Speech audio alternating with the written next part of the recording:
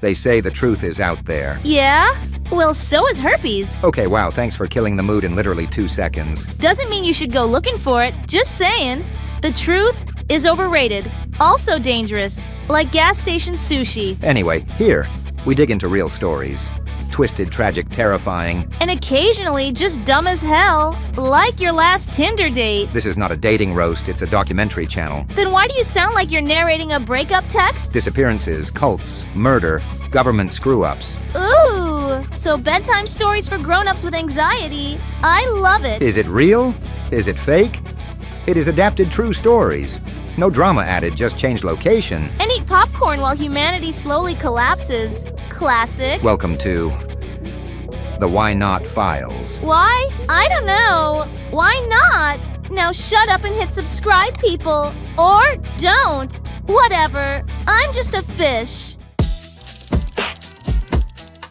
The humid air of Savannah, Georgia, hung heavy with the scent of magnolias. Why do these tragic stories always start with magnolias? It's either flowers or murder. It sets the mood, hellfish.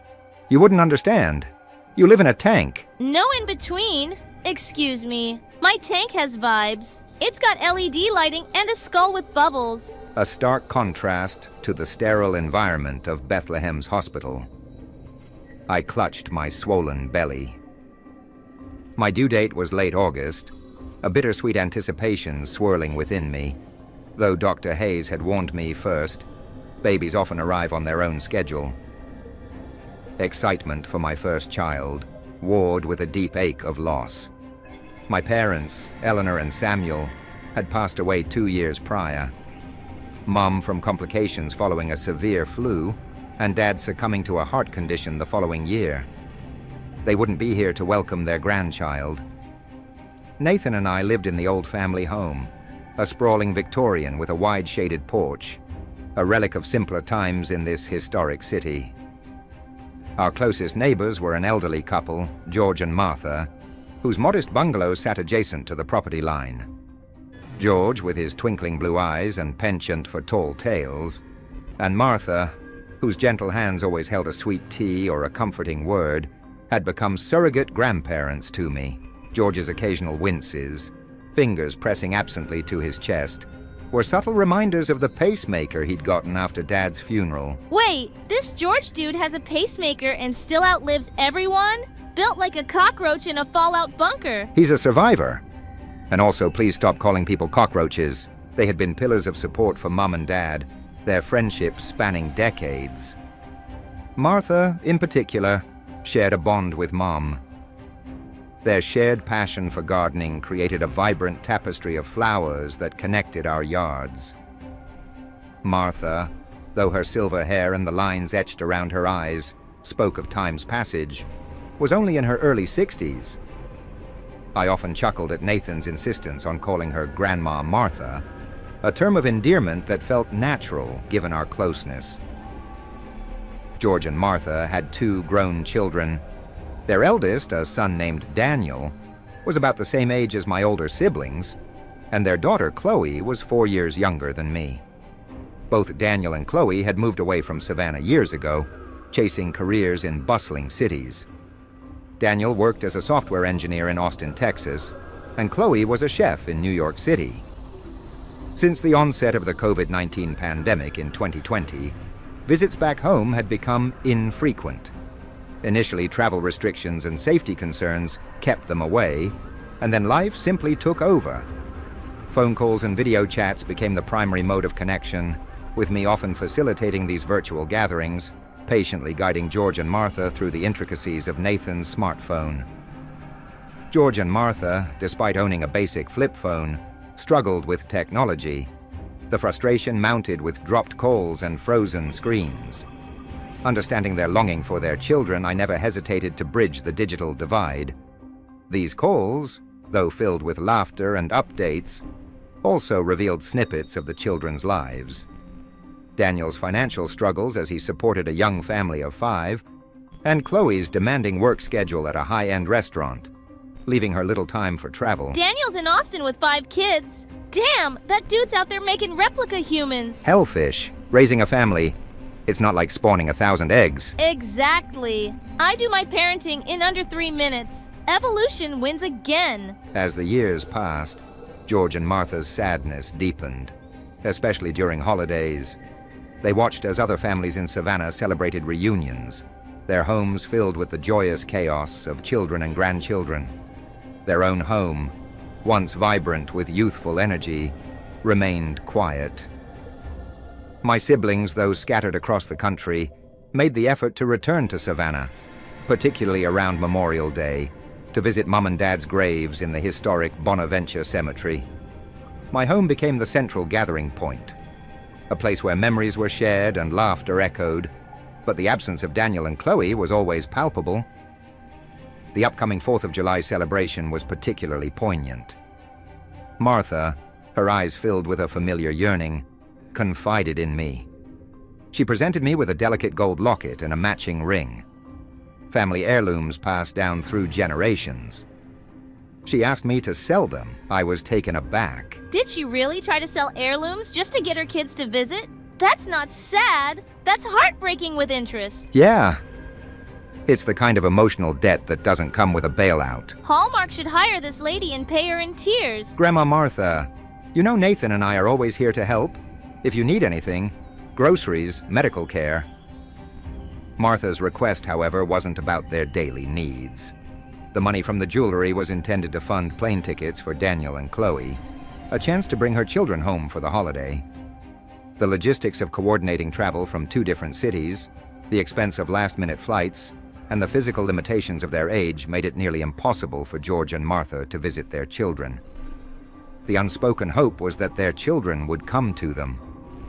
My heart ached for my neighbors. The thought of Martha parting with these cherished pieces, symbols of family and history, was deeply unsettling. While Nathan and I could easily cover the cost of the tickets, it wasn't our place. The desire for family connection should come from Daniel and Chloe, yet I couldn't refuse Martha's heartfelt plea. Nathan and I carefully packed the jewelry and took it to a reputable antique dealer in the historic district. The dealer, Mrs. Delaney, a widow herself, pressed the locket into my palm. "Take them," she said, tears glinting. "I lost my boy to a hit-and-run in '08. This ain't the kind of profit I want." She refused to buy it, save for a promise to bring the baby by someday. Mrs. Delaney straight up rejected the sale and gave a grief speech. What is this? Antique Roadshow, sad edition? It's called Humanity, Hellfish. Pass. I'm more of a sarcasm and popcorn kind of creature. Since Mrs. Delaney refused to buy the jewelry, I and Nathan quietly took money from our own savings and gave it to Martha. So I kept the jewelry. I reached out to Chloe and Daniel, explaining Martha's sacrifice and their parents' longing. Chloe responded with gratitude and promised to try, but Daniel, burdened by his family's financial strain, regretfully declined. On the morning of the 4th of July, Martha bustled about preparing a feast. The aroma of shrimp and grits, barbecue ribs, and sweet potato pie filled the air. Sweet potato pie, shrimp and grits. This woman cooked like the queen was coming. Shame Trauma was the guest of honor. Try having some.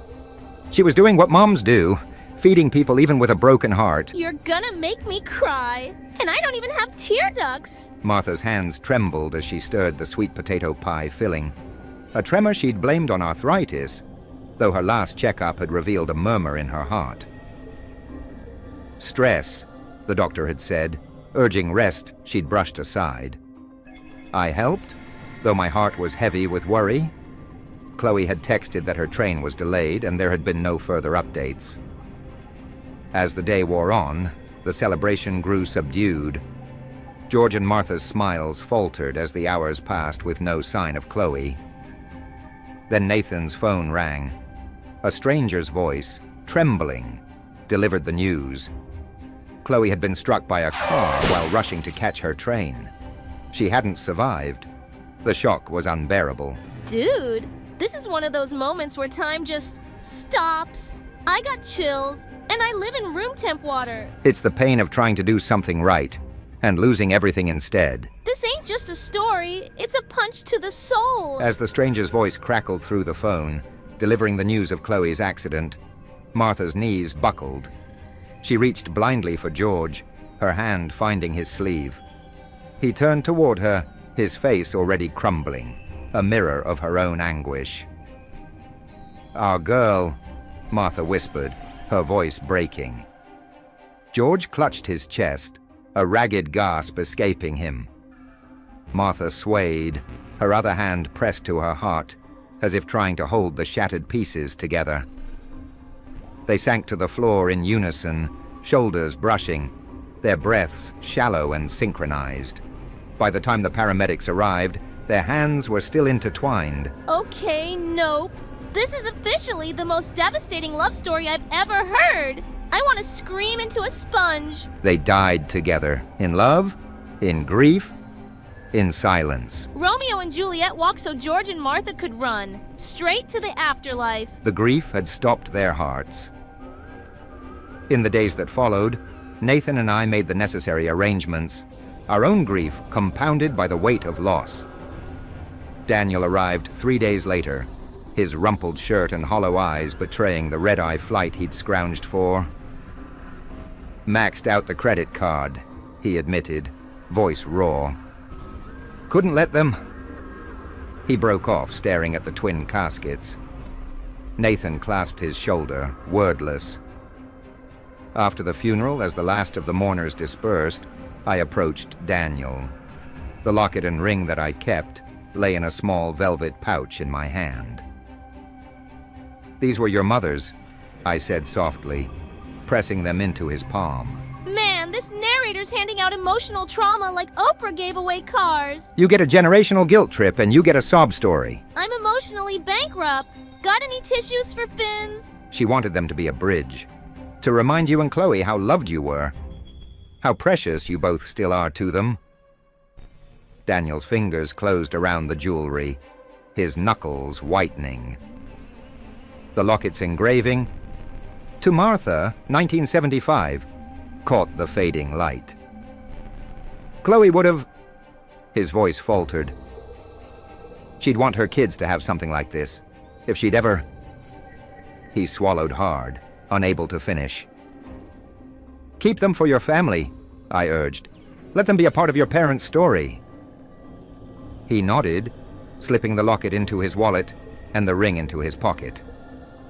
As summer faded into fall, the crisp September air carrying the first hints of goldenrod and pine, I finally cradled my daughter. 2 weeks past her due date, as if she'd waited for the world to quiet before joining it. I named her Chloe Martha, a tribute to the love that had shaped my home. Named after the two souls that loved hardest and lost hardest. Damn, that's legacy, baby. Love doesn't die. It just finds new names, new voices, new stories. And on quiet evenings when the magnolias bloomed, I would whisper stories of the neighbors who had taught me the price of love and its enduring grace, and of the locket and ring that now bound 2 generations across the miles. Okay, but next episode, can we do aliens or haunted toilets? I need a break from feelings.